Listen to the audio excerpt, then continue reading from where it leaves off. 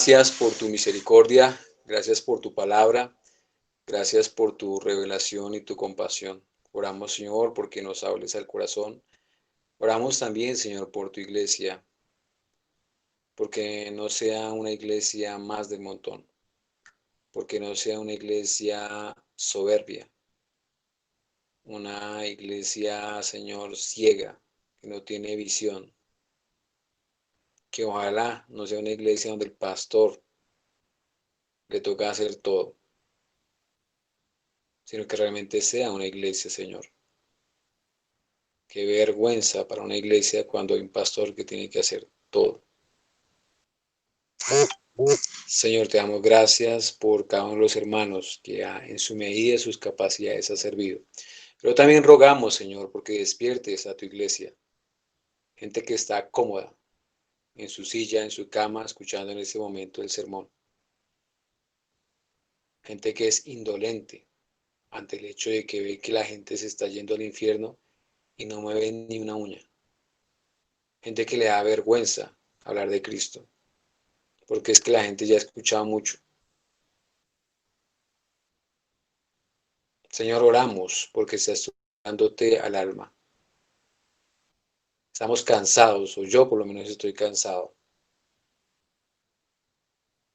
de que las mamás en las iglesias sean alcahuetas con sus hijos, de que sepan lo que tienen que hacer y no lo hacen, de que los hombres estén en las iglesias y no asuman la responsabilidad que tienen que asumir como varones que son. No obedecemos lo que dice tu espíritu, dotados varonilmente. Hijos desobedientes desde el vientre de la madre hasta que mueren. Se les dice y se les dice y se les dice, no obedecen. Y dejarlos, porque si Dios no los, pues ¿cómo van ellos a cambiar?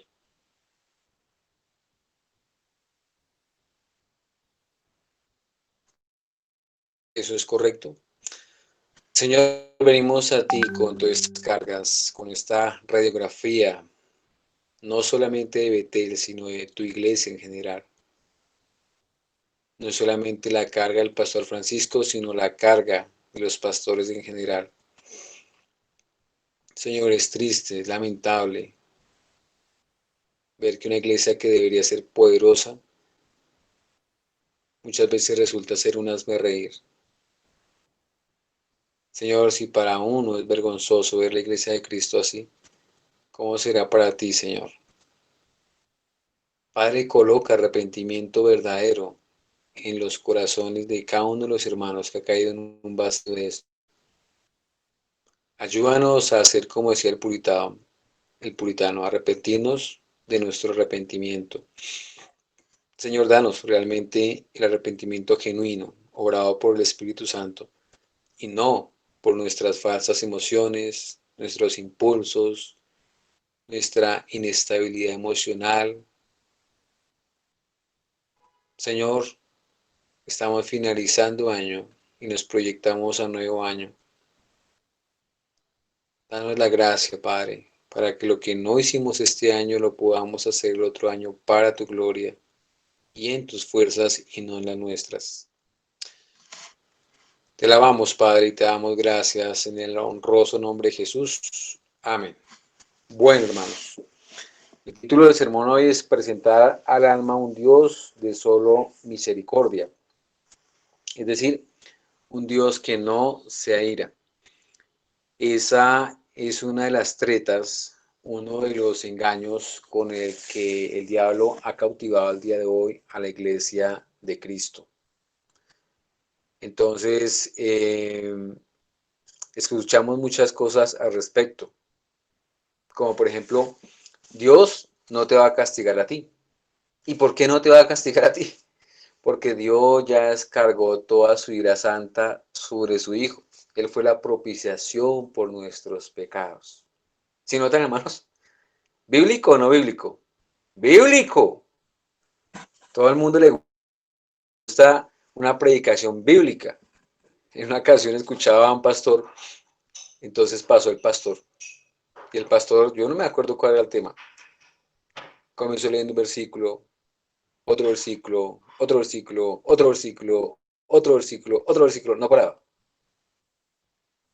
Me acuerdo tanto que un hermano llegó y me miró con el extremo del ojo, como diciéndome, mire, mire para que aprenda, qué predicador. Sí, era lo que comunicaba. Hermanos, no se trata de apilar versículos a la loca. Permítame.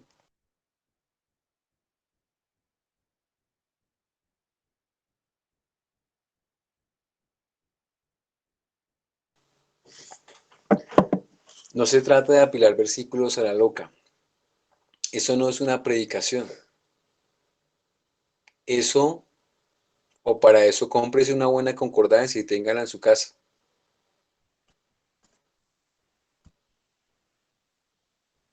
Una concordancia le ahorra más tiempo y es más práctica. Usted se queda en su casa y la puede tener y la puede consultar en cualquier momento. No tiene que gastar tiempo ni dinero yendo a la iglesia. Hermanos, cuando hablamos de la palabra de Dios, hablamos de algo santo, algo sagrado, de misterios, literalmente. Y que si el Señor no los quiere revelar, usted no los podrá entender. Y usted no los podrá entender, uno, porque tal vez los desconocía y nunca lo había escuchado al respecto. Dos, porque puede escuchar ciertas doctrinas, pero no logrará entenderlas. Tres, puede conocer, estudiar, entender y aún así no tiene el poder para aplicarla. Cuatro, puede estudiarla, conocerla, predicarla, aplicarla, pero aún así no tener la fe para esa doctrina. Porque el conocimiento de Dios no es mera letra muerta, es mucho más que eso. Hermanos, estamos ante un Dios que es diferente al nuestro de nuestra imaginación o al que creemos conocer. Lutero se refería al Dios como el Dios trascendente. Ahorita se me olvida el término con el cual lo identificaba, o se refería a él. Dios no es como nosotros y tal vez no es como usted se lo pintaron algún día. Gloria a Dios porque usted conoció a Dios del Señor en otro lugar, pero es eso, comenzó a conocer del Señor. Pero al conocerlo más a profundidad, se necesita una iglesia que tenga una doctrina, no inventada por dos o tres personas, y menos de hoy en día, que cualquiera que ya medio estudie la Biblia ya es un duro. Una doctrina que tenga historia, que haya sufrido el fuego inclemente del vivir de más de 2000 años del pueblo de Dios. Eso es una doctrina de calidad. Nada más delicioso que una carne bien asada. No que se le saca todo el jugo a la carne, no, bien asada. Que tiene el arte y la habilidad para poner un buen pedazo de carne en un plato. Que es jugoso, no un pedazo ahí chamuscado. Como decía un día, dijo la hermana Marlene. No, hasta para hacer un asado es un arte. ¿Cuánto más hacer un sermón o conocer de la palabra de Dios? Eso es un arte. No solamente implica táctica y técnica, sino que es un arte. Entonces, hermanos, que el Señor se nos revele y en esa misericordia lo podamos conocer. Porque muchos de nosotros ante la ira de Dios lo vemos así. Dios ya aplacó su ira porque la descargó toda sobre su Hijo. Dios ya no tiene ira sobre mí. Pero yo pregunto, ¿será que usted algún día, después de que ha sido creyente, ha llegado a provocar o despertar la santa ira de Dios? O tal vez usted no le da motivos a Dios Padre para eso. No, pero es que todos mis pecados Cristo los llevó y los pagó en la cruz. Sí, todos los pecados, nadie niega eso. Nadie niega, por un lado, que es que usted tiene que testificar y si usted no testifica, pues la gente ¿cómo va a creer? ¿Acaso no lo dice así Pablo? ¿Y cómo creerán si no hay quien les predique? Pero ¿acaso también no dice el apóstol, yo tendré misericordia al que quiera tenerla? Es decir, la salvación, como dice Jonás, es del Señor y no del hombre, porque no depende ni del que quiere ni el que corre, sino de Dios, que tiene misericordia. ¿Me entiende, hermano? Son las dos cosas, la soberanía divina y la responsabilidad humana. Lo mismo en el plano de un padre, de una madre, es la soberanía divina y la responsabilidad humana. No justifiquemos todo el mal comportamiento de nuestros hijos pecaminosos diciendo, si el Señor no lo cambia, Él no puede cambiar. Yo no puedo cambiar a nadie. Por supuesto, usted que me está escuchando no puede cambiar a nadie, ni a su esposo, ni a su hijo, ni a su jefe, a nadie. Usted no tiene poder, pero no quiera excusar las manos de su hijo, de su jefe, de su esposo, diciendo hasta que Dios no lo cambie, Él no va a cambiar. Son las dos cosas, hermano.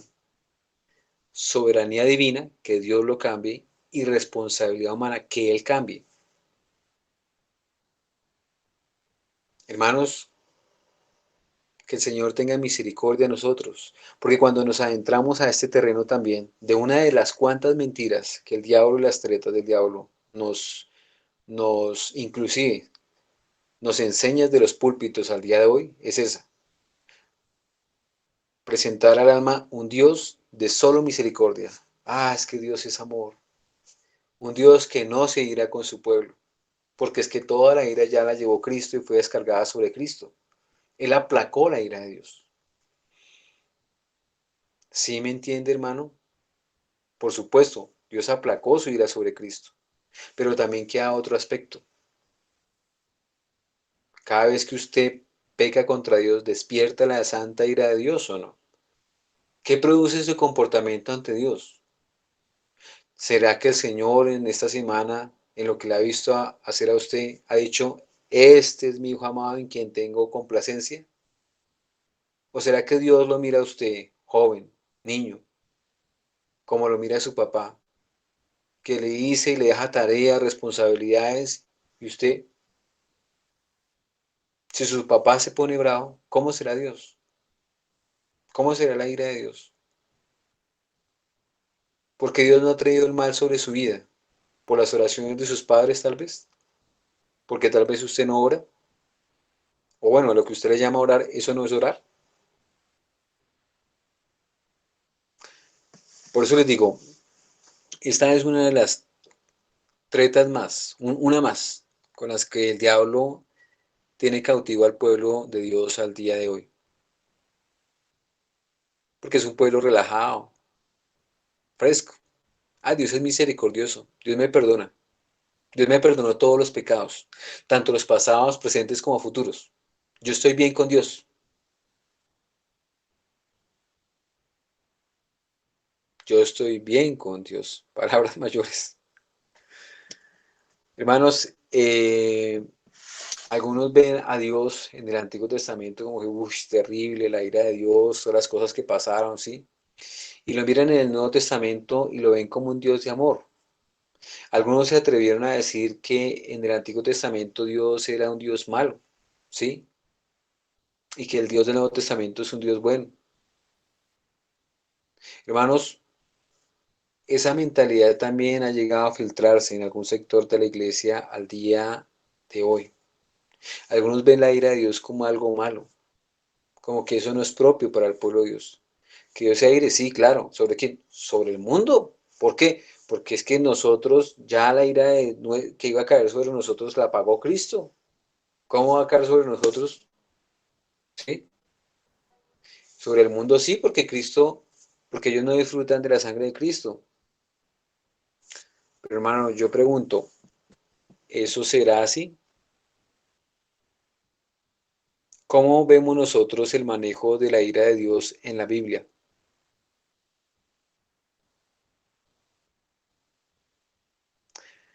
La forma como usted, padre, madre, forman a su hijo, ¿es un deleite, una complacencia para el Señor? ¿El Señor aplaudiría lo que usted está haciendo? Muy bien, lo felicito. Así es como se habla, así es como se hace. Tanto cuando usted tiene que utilizar la vara de disciplina verbal y física y de acciones, como cuando usted muestra el callado de amor, de tener otros espacios de compartir con ellos, de comunicación. Estamos realmente, como dice por ahí Tech Trick, pastoreando el corazón de nuestros hijos. Se necesita sabiduría, sí, pero tampoco necesitamos, mejor dicho, que venga un predicador desde, no sé, desde otro planeta, para que nos venga a enseñar, digamos, cómo crear nuestros hijos. Como que uno no sabe absolutamente nada. Yo creo que uno sabe. Otra cosa es que uno no quiere pastorearlos como el Señor quiere que yo los pastoree. Tal vez usted es de los padres que le gusta pastorearlo con el callado, con docilidad y por el ladito, mirando a ver cómo me lo gano la amistad, cómo llego a él, ¿sí? O tal vez usted ya probó ese lado y se dio cuenta que es por el lado de la vara. Hermanos, que el Señor nos dé sabiduría porque son las dos cosas, es vara y callado. Que el Señor nos dé la sabiduría, el conocimiento necesario para que esto no se quede en un papel más. Una iglesia que no aplica es una iglesia que no tiene doctrina, sino que la doctrina es una doctrina muerta. ¿Usted sabe por qué muchas iglesias reformadas del tiempo pasado han perecido? La letra se vuelve muerta, árida. Con letra o sin letra, prácticamente lo mismo. Es algo árido. Una vida espiritual árida no está lejos, abunda alrededor nuestro. No hay vida. Con o sin doctrina es así. Quítale tú a cierto hermano que va a una iglesia su música, que le gusta, que lo pone despierto, que lo hace vivir. Quítale eso y verás cómo queda su vida cristiana. Es peor que quitarle las muletas a una persona que tiene debilidad muscular en las piernas. No solamente se cae, sino que no se puede mover, se rinde, queda vencido. Su vida no depende de Cristo, depende de su artificialismo espiritual, su dosis. Duro la pandemia, duro. Duro lo virtual, duro. Pero son más duros los corazones que no conocen a Cristo y que están aquí presentes en medio del pueblo de Dios. Miremos Hebreos capítulo 12, por favor, que era el texto que nos leía hace un momento, o que leíamos hace un momento más bien. Hebreos capítulo 12. Miremos allí algo interesante que se leyó. Versículo 1. Por tanto, nosotros también, teniendo en derredor nuestro tan grande nube de testigos, despojémonos de todo peso y del pecado que nos asedia. Aquí el pecado no solamente se ve ahí a la puerta, como en el caso de Caín, sino que nos asedia. A veces cuando una persona mira a otra, dice que lo mira con sevicia. Uy, sevicia son palabras mayores, no es cualquier mirada. Así es el pecado. Asedia. Está ahí. No sabe cómo entrar. Nuestro mundo es un mundo completo de 98-99% engaño. Necesitamos a gritos la verdad. No solamente la Biblia, sino la verdad de la Biblia. Porque si te presentan la Biblia de manera engañosa, no es tan efectiva.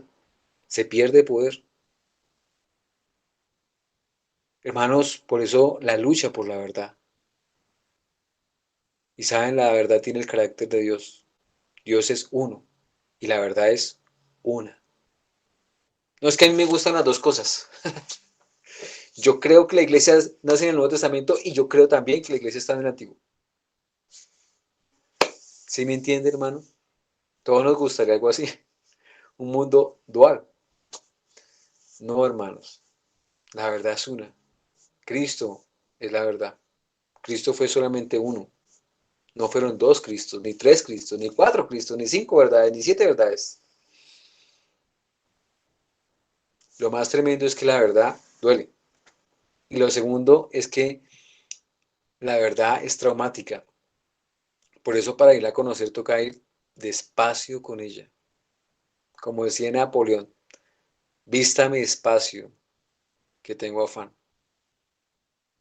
Versículo 2 de Hebreos dice, puesto los ojos en Jesús, el autor y consumador de la fe, el cual por el gozo puesto delante de él sufrió la cruz, menospreciando ¿qué? El oprobio, y se sentó a la diestra del trono de Dios. Considerad aquel que sufrió tal contradicción de ¿qué? De pecadores contra sí mismo.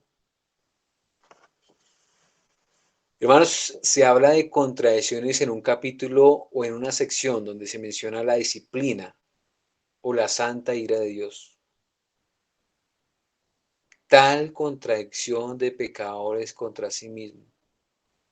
Hermanos, no era cualquier pecadores, era tal contradicción de pecadores. Hermanos, eran pecadores con luz. Eran pecadores que tenían el conocimiento divino en sus manos, las escrituras. Eran pecadores a los cuales Dios se ha revelado de muchas formas y de muchas maneras en otro tiempo. Eran pecadores a los cuales Dios les habló una y otra y otra y otra y otra y otra vez. Tal contradicción de pecadores. Y fueron los que estuvieron en contra del Señor Jesús. Fueron los que le llevaron a la cruz. Para que usted me entienda. El texto que leíamos no hace mucho del Concilio de Jerusalén fue una disputa no pequeña. Y no fue una disputa entre fariseos y la iglesia de Dios. No. Fue una disputa entre creyentes y creyentes. Por un lado, los creyentes eran fariseos, los que habían creído, algunos de los fariseos que habían creído. Y por otro lado eran los apóstoles, los ancianos. No todos los ancianos, pero sí los ahí. Y hubo una discusión no pequeña entre ellos. Tal contradicción de pecadores contra sí mismo. Un sector de la iglesia dice, no, ya Cristo pagó por mis pecados, ya yo puedo estar tranquilo y puedo hacer con mi vida lo que yo quiera. Otro sector de la iglesia decimos, no, un momento. Hebreos habla de la disciplina de Dios. Y la disciplina de Dios es sinónimo desde el Antiguo Testamento de la santa ira de Dios. Y la ira o la disciplina de Dios no era solamente sobre los amonitas, los moabitas, los egipcios, los sirios, los asirios, los idumeos. Era sobre todos ellos y sobre el pueblo de él. Si no, mire todos los profetas. Y si le da pereza, mírense aunque sean los profetas menores. Su santa ira vino sobre todos, pero sobre su especial tesoro, que era el pueblo de él, vino una ira y no fue cualquier cosa, fue devastadora. Año 721, año 536. Hermanos, alguien volvería a decir, pastor, eso fue así, pero en el Antiguo Testamento. En el Nuevo Testamento no. En el Nuevo Testamento no se dice que Dios se iré con nosotros, Se habla de la disciplina. Y es que disciplina no es castigo, pastor. Yo no sé si usted ha escuchado esos argumentos, pero yo los he escuchado y de pastores.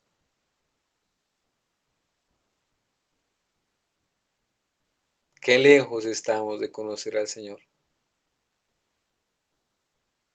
Erráis, porque ignoráis las Escrituras y el poder de Dios.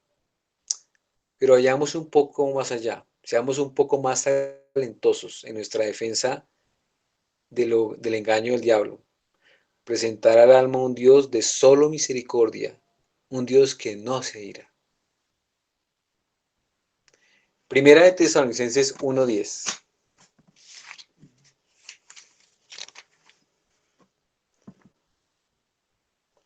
Dice acá Primera de Tesalonicenses capítulo 1, versículo 10. Y esperar de los cielos a su Hijo, al cual resucitó de los muertos, a Jesús, quien nos libra de la ira venidera. ¿Sí ve? Ahí lo dice, pastor. El Señor nos libra de la ira venidera. Por lo tanto, Dios ya no tiene ira para con nosotros. Bueno, eso, bueno, y hay una ilustración más bonita todavía. Es que lo que pasa es que Dios nos ve en Cristo. Y como nosotros estamos aquí dentro, entonces por lo tanto, Él nos protege y su ira cae sobre Él. A nosotros no nos pasa nada. A nosotros no nos pasa nada. Primera cosa que yo quiero que usted considere por un momento. Uno, vuelvo y repito, ¿será que con sus actitudes, comportamiento, acciones, pensamientos, usted en esta semana despertó la ira de Dios? ¿O será que todos sus pensamientos, acciones, actitudes fueron gratas y complacientes para Él? Eso es lo primero que yo quiero que usted piense. Lo segundo, el hecho de que usted esté en Cristo, quiere decir entonces que eso justifica todo tipo de cosa que usted haga. Dios no va a descargar su ira sobre usted. Dios no va a traer su santa ira sobre usted porque es que usted está en Cristo. ¿Cierto? Y como está en Cristo está protegido. Esa es su visión de las cosas. Yo le pregunto a usted, los del Antiguo Testamento, Moisés, Abraham, Isaías, llámese Lot inclusive, porque era creyente según el apóstol Pedro, llámese Abel, llámese Noé, ellos estuvieron o no estuvieron en Cristo. Pero añadamos más personajes. Vamos al caso de Jonás. ¿Jonás estaba en Cristo o no? Hombre que entonces nunca despertó la ira de Dios. ¿Era creyente o no era creyente? ¿Era inclusive ministro o no era ministro? Hermanos, todos estos elementos nos dejan ver precisamente que Dios sí trataba con ira a su pueblo y vino la ira de Dios sobre el pueblo. Se revela así muchas veces en el Antiguo Testamento.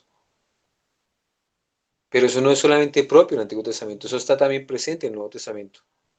Pero pastor, es que la diferencia es que nosotros estamos en Cristo y ya Dios no nos ve igual porque estamos en Cristo, estamos protegidos. Yo le pregunto otra vez, Jonás, Moisés, Abraham, ¿estaban en Cristo o dónde estaban? Si usted me dice que no estaban en Cristo, usted me está diciendo entonces que la iglesia no existía en el Antiguo Testamento. Si usted me dice que no estaban en Cristo es porque Cristo no existía. Es porque toda esa realidad espiritual comienza a partir del Nuevo Testamento. ¿Sí me entiende todas las implicaciones y todo lo que se mueve a nivel teológico en una cabeza? Es que yo he entendido, es que, hermanos, es muy complejo la doctrina. Por eso lo más fácil es hacer una predicación moralista. Tú puedes, dale, sigue adelante, vamos, man. No, hermanos, es difícil entender al Señor. ¿Por qué? Porque el Señor no es cualquier persona, es Dios. Y el diablo ha hecho muy bien su trabajo al presentar al alma un Dios de solo misericordia, un Dios que no se aira. El mundo lo dice así, Dios es amor. Y la iglesia por otro lado dice, es que Dios es amor. Yo estoy en Cristo, no me va a pasar nada. ¿Perdón? ¿Y Job? ¿Job estaba en Cristo o no? Tal vez él no despertó la ira de Dios en lo que le vino. Pero, pero,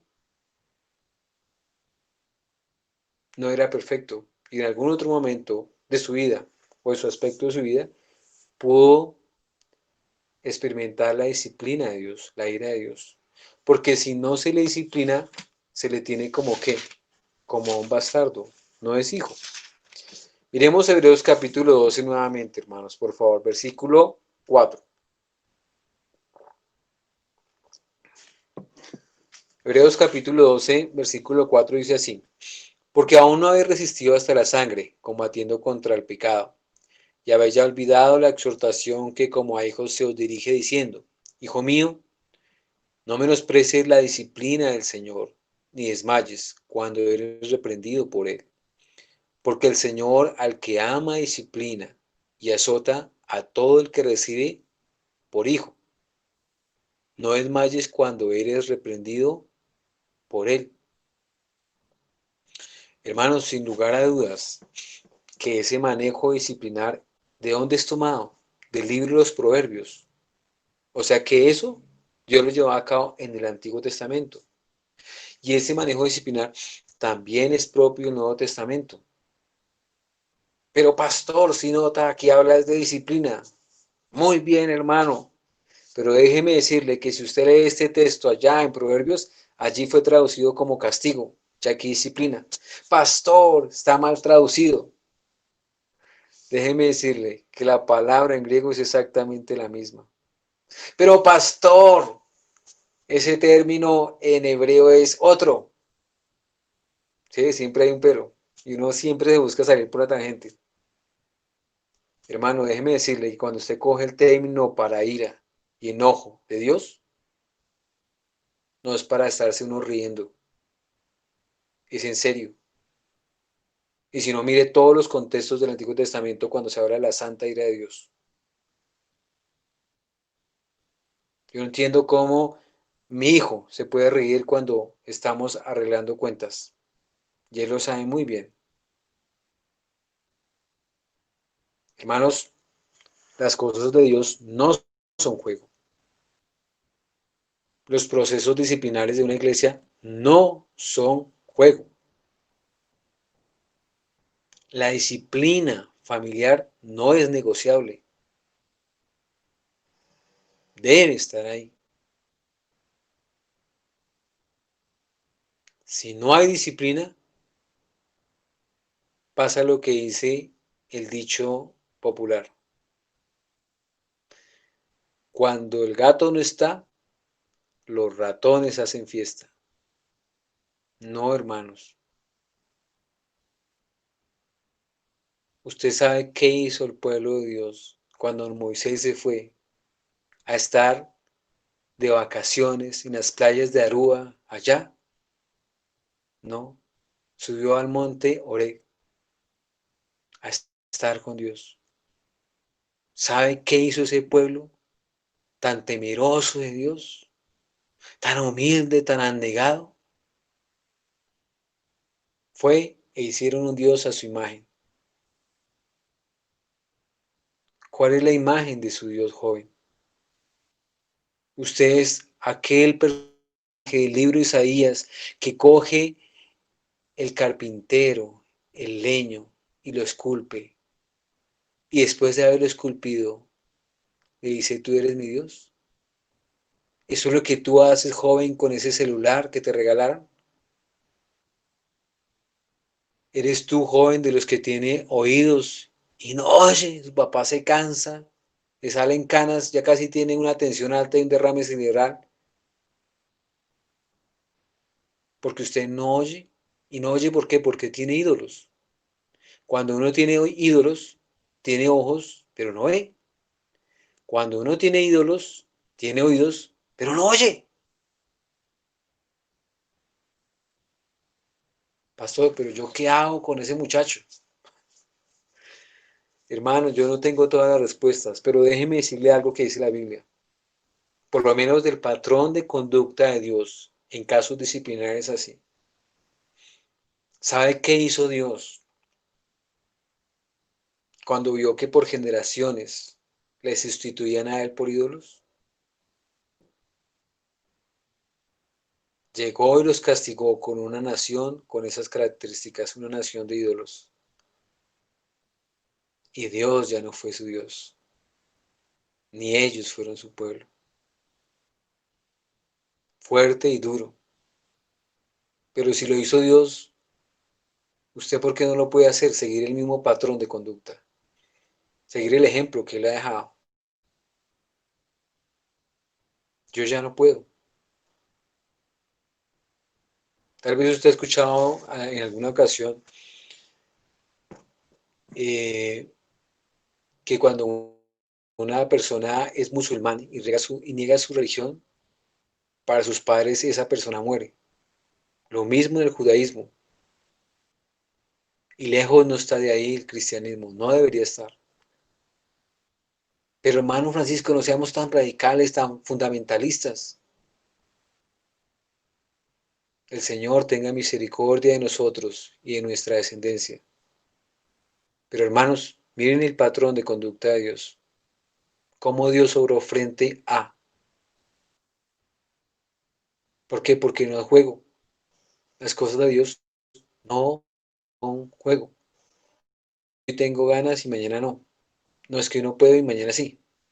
No es cuando usted pueda. ¿Qué tal Dios así? No es que hoy tengo ganas de darles alimento y mañana no. O no, es que hoy, no, hoy tengo pereza de hacer salir el sol. Mejor hagámoslo dentro de 3 meses. Vamos a ver qué pasa nosotros sin sol. No, hermanos, eso no es así. Eso no está bien. Pero como nosotros vemos la misericordia de Dios, ¿cierto? Como reza el Salmo, para siempre su misericordia. Y lo repite todo el Salmo así. Hermanos, no abusemos de la misericordia de Dios. Ni nosotros, ni nuestros hijos. Ellos son pecadores, muy pecadores. Pero tal vez usted tiene más luz y usted es más pecador si usted no ve el daño que le hace al nombre de Dios y pecando al quebrantar uno de los santos mandamientos, al no aplicar la correcta disciplina a sus amados, o más bien idolatrados hijos. Hermanos, que el Señor tenga misericordia de nosotros, porque es vara y callado, no solamente callado. No es que yo lo oriento, es que a través de una charla él va a cambiar. Si fuera a través de una charla, el libro de los Proverbios no hablaría tanto de la vara, la vara, la vara, la vara de corrección. El cuadro que nosotros vemos aquí, hermanos, es un cuadro claro. Hijo mío, no menosprecies la disciplina del Señor. Si usted es hijo del Señor, no menosprecie lo importante que es la disciplina para su hijo. No importa que tenga 40 años. Si él está bajo su techo, debe haber disciplina. No importa si tiene 3 días de nacido. Tiene que haber disciplina. Él tiene que aprender a respetar. Y si no, que lo diga mi esposa cuando apenas nació uno de nuestros hijos, que mejor dicho, casi me pega. Hermanos, que el Señor nos dé su gracia, porque necesitamos que el Señor se nos revele a nosotros y a nuestros hogares, a nuestros hijos. Hermanos, si es necesario quitar los ídolos, hay que quitarlos, hermano. Pero pastor, mi hijo, ¿qué va a hacer sin su celular? Mi hijo es un don nadie sin celular. Hermanos, toda la humanidad que vivió antes de nosotros vivieron y mejor que nosotros y no tenían celular, ni WhatsApp, ni, ¿cómo se llamaba este que se cargaba acá y sonaba antes al principio? Ni, eso se llamaba un Bluetooth, no se me fue el nombre. Hermanos, uno puede vivir y su hijo puede vivir sin celular. Lo que pasa es que ya en condiciones laborales o condiciones por el estilo, es difícil vivir sin celular al día de hoy. Pero si su hijo no lo necesita por cuestiones laborales, sino por ocio, su hijo sí puede vivir sin celular. No le alcahuete esas cosas. No le dé plata para comprarse un ídolo. No haga eso. Ese ídolo es el que hace que él no pueda oír a Dios. Y es el ídolo que hace que no pueda ver. Ese ídolo es el que hace que traiga sueño su hijo sobre sus ojos cuando está escuchando la predicación, amado hermano. Yo sé que escuchar así virtualmente es agotador, pero le ruego el favor, nadie lo está viendo, párese. Si de pronto a usted le toca como el horario del pastor, acostarse el sábado 12, 1 de la mañana, 11 de la mañana y levantarse a las 4, 3, 5 de la mañana, pues yo entiendo que tal vez ahorita esté cabeceando. Pero si a usted le toca ese horario es porque vio películas anoche tarde. Créame que eso no trae gozo, sino eso trae ira de Dios sobre usted y sobre su familia. Hermanos, rellenamos bien el tiempo. Aprendamos a ser un pueblo organizado, de agenda, que cumple. Luchemos por la puntualidad. Hermanos, que el Señor nos dé misericordia y gracia, porque el diablo presentará a un Dios de solo misericordia, un Dios que no se aira.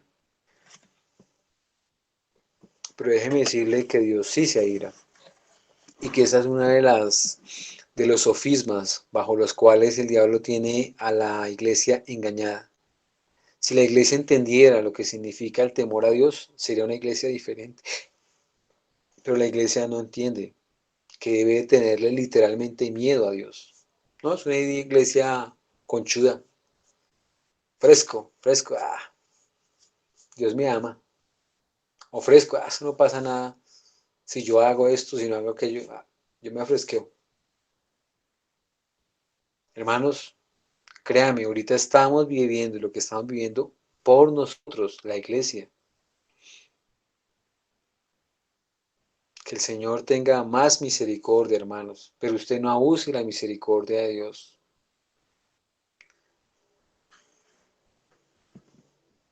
Cuando Dios tenía un profeta en el Antiguo Testamento, Gad, lo envía y lo envía para que le diga a David, ¿cuál de los tres castigos prefieres, David?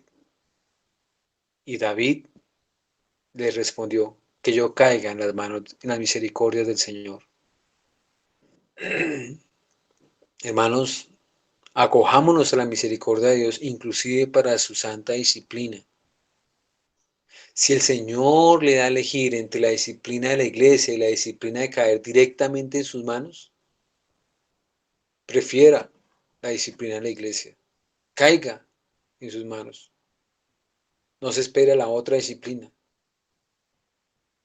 Se lo ruego. Y es un ruego para mi propia alma, que Dios libre mi alma de preferir caer en las manos de la disciplina directa de Él. Terrible cosa es caer en las manos de un Dios vivo.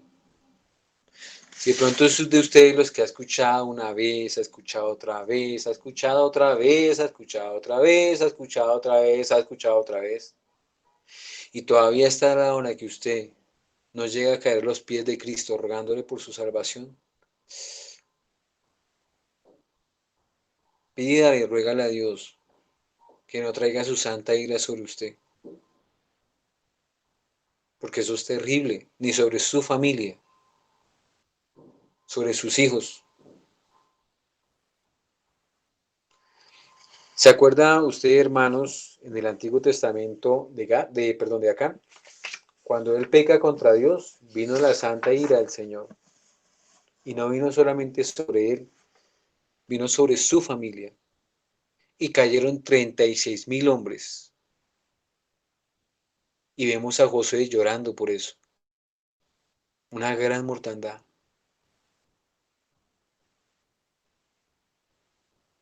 Hermanos, en Colombia han caído más o menos unos casi medio millón de personas por el COVID. Y mucha gente ve el COVID como malo, como no sé qué, sí. Que el mundo lo vea así, bueno, pero nosotros no estamos mandados a ver las obras de Dios como las del mundo.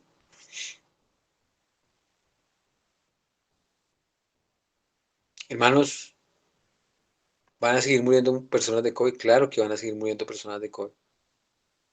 Con o sin vacuna van a seguir muriendo. Con COVID o sin COVID van a seguir muriendo personas en el mundo.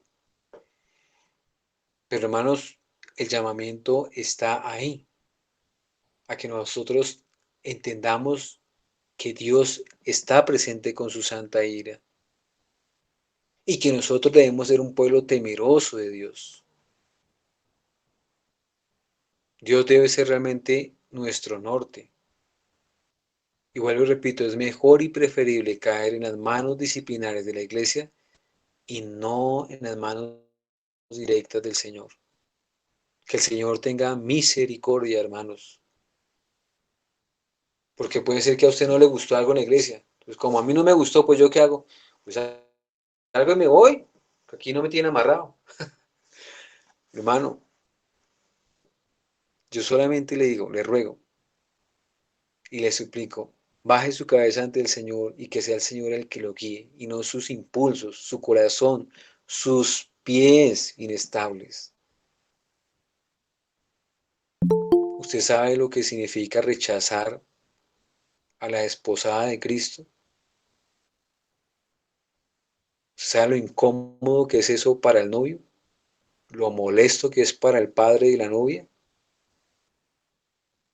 la indignación que produce eso y la ira.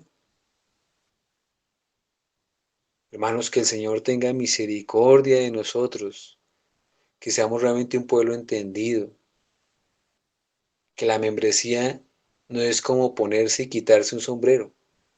Eso es algo delicado, eso no es un juego. Si usted no lo conoce, si usted no lo entiende, no lo haga. Puede estar en el curso, siga ahí, si de pronto ahorita lo está tomando. Pero si usted no ha entendido todo lo que implica eso, no siga, no necesariamente tiene que entrar a la membresía si aprueba el curso y todas las implicaciones que tiene este. Pero yo, ¿por qué? Porque queremos cuidarle también a nivel pastoral en esa área. Porque hacer el juramento delante de Dios es algo muy solemne. Es como el matrimonio, pero es que usted lo hace delante de Dios y un compromiso con una iglesia de Cristo. Es algo muy, muy, muy, muy, muy delicado. Créame. Y lo mismo, si usted ya la tiene clara y puso ya sus pies sobre la tierra y dijo, esta es la iglesia por donde el Señor me quiere guiar, aprenda a edificar la iglesia, no se quede ahí quieto. Escuche la orientación pastoral, la guía. Si hay un pastor, tiene que haber una guía. Y si hay una guía, se le identifica al pastor. ¿Por qué? Porque es un hombre visionario, tiene visión. Si no tiene visión, si no sabe para dónde ir, ¿qué vamos a hacer? Pues esa vaina, ¿qué es? Eso no es un pastor. Vámonos para otro lado, porque ¿qué más? Pero si el pastor la tiene clara y tiene visión, escuche la visión que ha dado para la iglesia de Betel. Téngala presente y sométase a ella.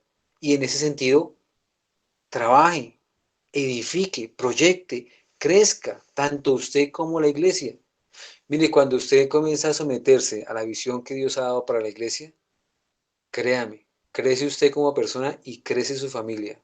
Créame, yo sé por qué se lo digo. Yo crecí en áreas este año, estos 2 años, bueno, estos 4 años, que nunca pensé que iba a crecer y en áreas que nunca pensé que iba a explorar. Y el Señor todavía tiene más cosas para mostrarnos. Y lo curioso es que cuando uno es fiel en lo poco, vienen más cosas. Y cuando usted es fiel en eso, vienen más cosas. Hermano, aprenda a ser fiel.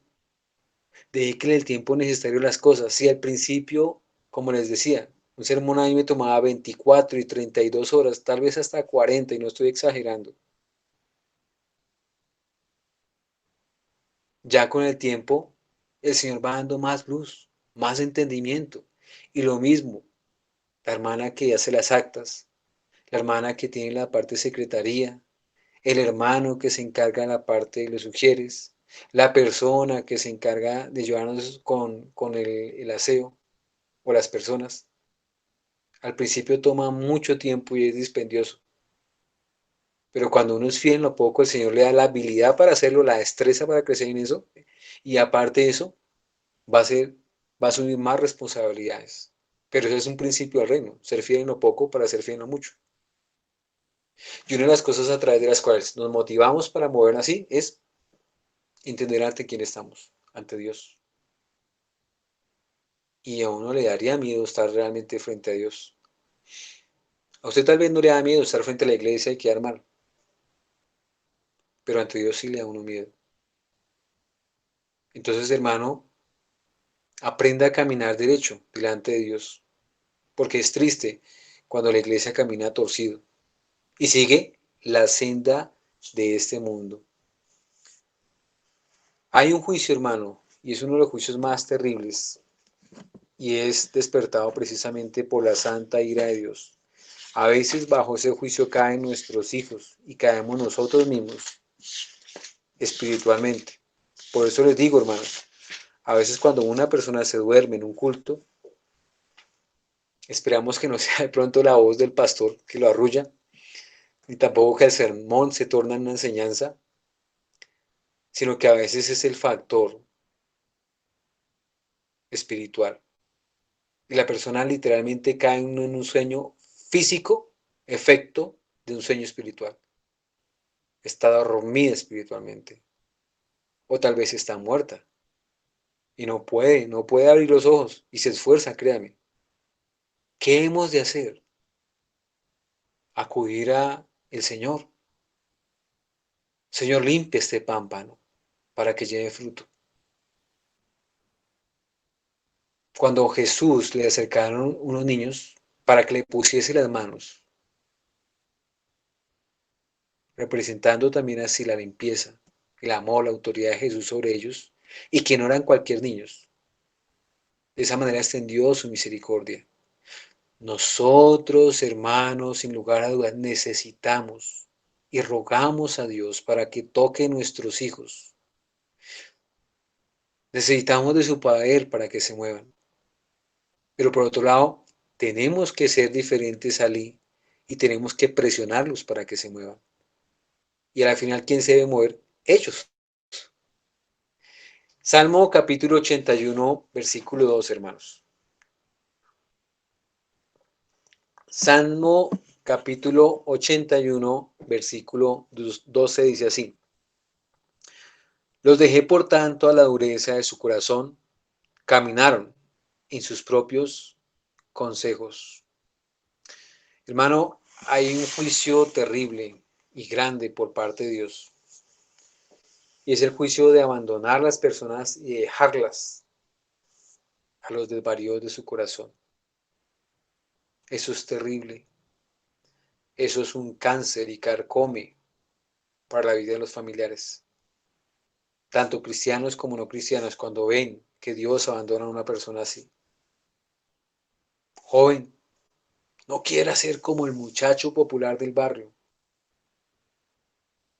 No quiera ser como a ese que admiran. Señorita, no vista como visten las filisteas. No hay necesidad. Perdóneme que se lo diga, pero un hombre sabe cuando tienen claro lo que busca o el tipo de señorita que busca para casarse con ella.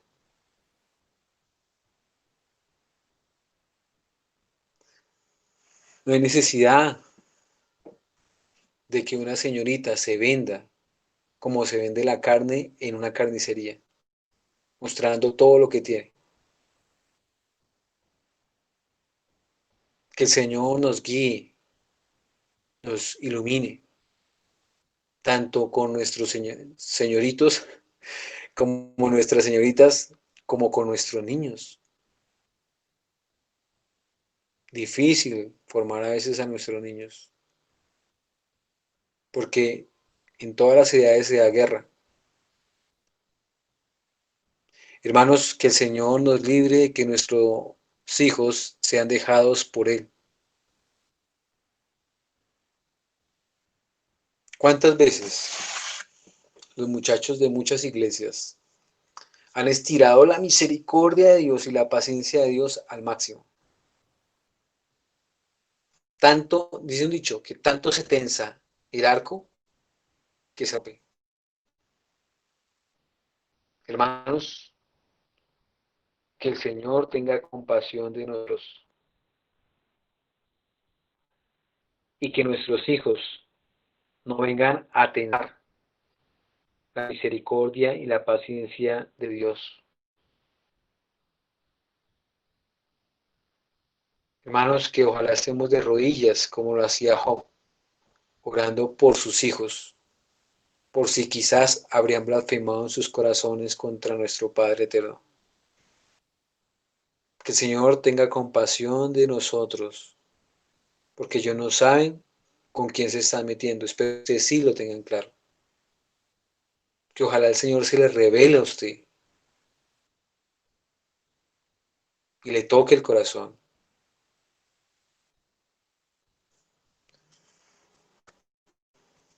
Sin lugar a dudas, hermanos, que el justo con dificultad se salva. ¿Dónde quedará pues el impío? Hermanos, el justo y muchos justos al día de hoy piensan que Dios ya no se aira. La ira está vinculada a la disciplina de Dios o al castigo de Dios. Pero hermano, déjeme decirle, Dios sí se disgusta con su pueblo. Así como lo hacían en el antiguo, lo hacen en el nuevo. Así como en el nuevo están en Cristo, en el antiguo ellos también, los creyentes, la iglesia estaba en Cristo. Y de todos modos, miren que en el antiguo Dios se iró contra su iglesia y ellos estaban en Cristo. ¿En el nuevo acaso no será lo mismo? Por más que no quiera mencionar la doctrina está en todo, hermanos. Que tal vez cuando yo la menciono usted se me enreda, lo pierdo. Pero he ahí la palabra de Dios. Hermanos, en Dios no hay desbalance. No es que Dios en el Antiguo Testamento fue muy justo y en el Nuevo Testamento es muy misericordioso. No, hay es perfecto el balance entre justicia y misericordia. Entonces, hermanos, somos nosotros que podemos estar equivocados y somos nosotros los que somos llamados a acudir a Él, a rogarle y a suplicarle porque realmente Él cambie todas las cosas y también a nosotros generar un cambio.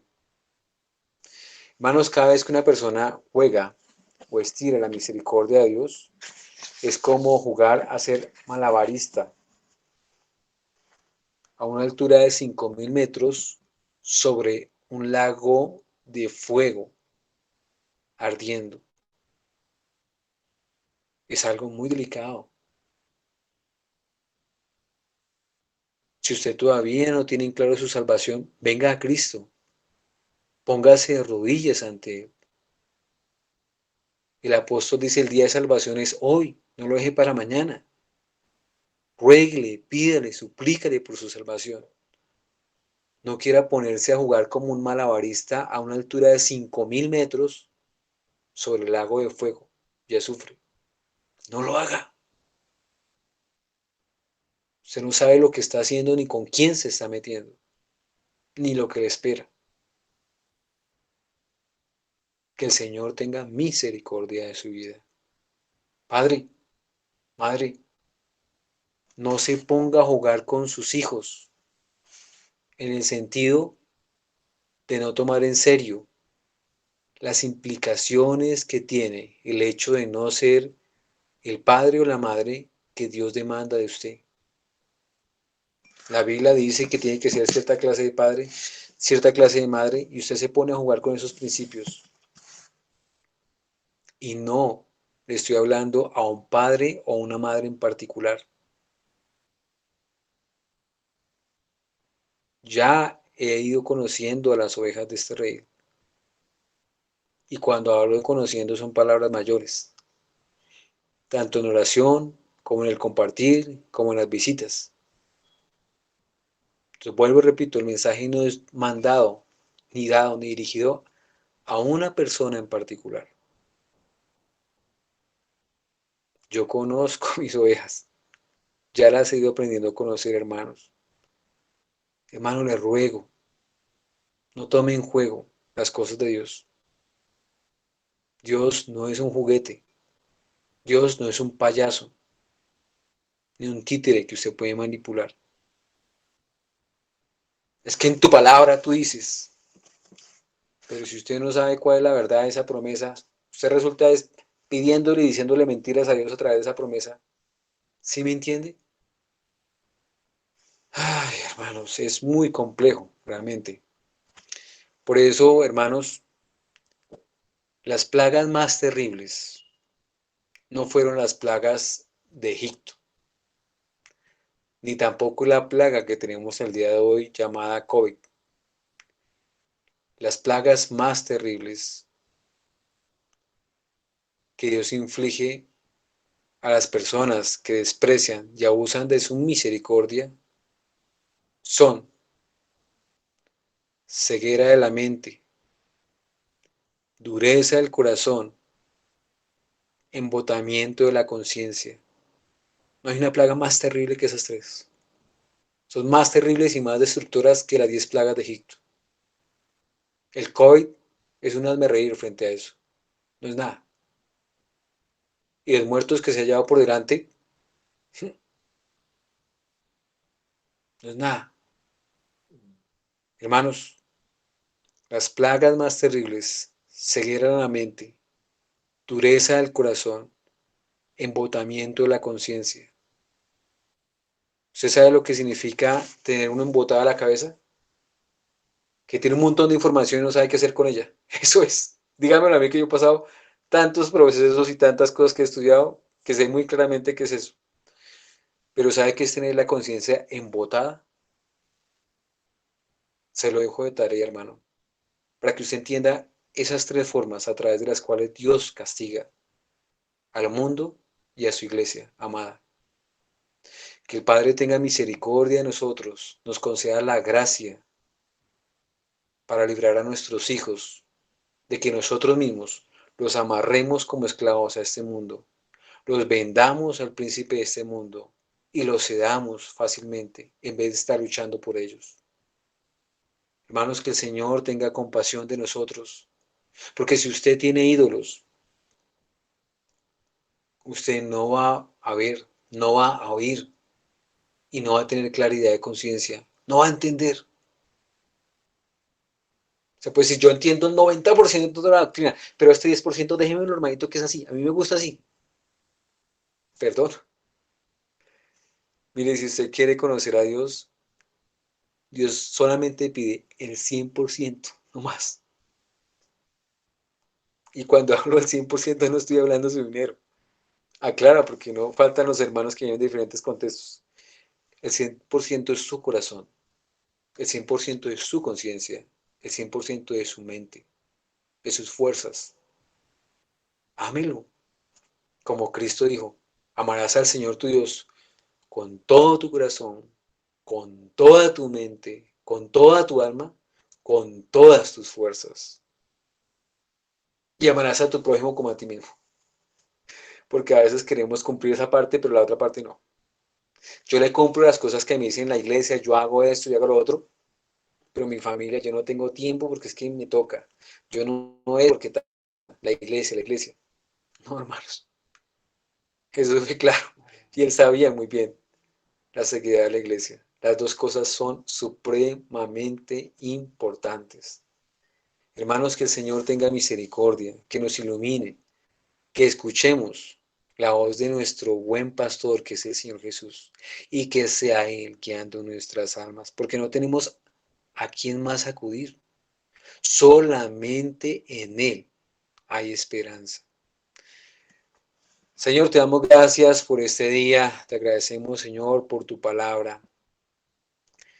Indiscutiblemente, Señor, que nosotros somos como tu Hijo lo ha confesado. Somos ciegos, somos ignorantes. Creemos que sabemos, pero estamos muy lejos de allí. Señor, no vemos nada. Y lo poco que vemos No es así tal vez. Señor, danos tu luz, guíanos en tu camino, muéstranos la senda. Oh Señor, si tú no eres la luz y la sal de tu pueblo, pereceremos. Señor, escucha la plegaria, la súplica. Señor, no te olvides de tu pueblo. Levántate en Betel.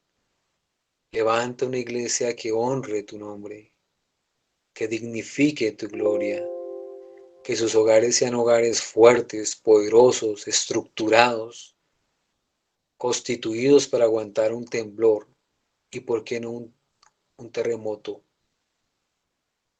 Señor, ayúdanos realmente a crecer en tu gracia. Guíanos a un camino eterno. Señor, llévanos más cerca de ti. Padre, revélate en todo el sentido de la palabra. Trae tu reino y constérnanos, Señor, con tu gloria. Padre, no escatimes ningún instrumento, recurso para revelarte a nosotros y perdónanos, Señor, por nuestros ídolos, nuestras maldades. Libra a nuestros hijos, Señor, de seguir amando esos ídolos que llevan en su corazón. Señor, líbralos del mal. Y como padres, líbranos del mal, de traer pecados sobre nuestros hijos. Porque, Señor, tú juzgarás el pecado de los padres sobre los hijos hasta la tercera y cuarta generación. Oh Dios, danos la gracia para honrarte, para venerarte y para cambiar realmente de fondo. Te alabamos, Señor, y te adoramos. En el precioso nombre de Jesús, te damos gracias. Amén.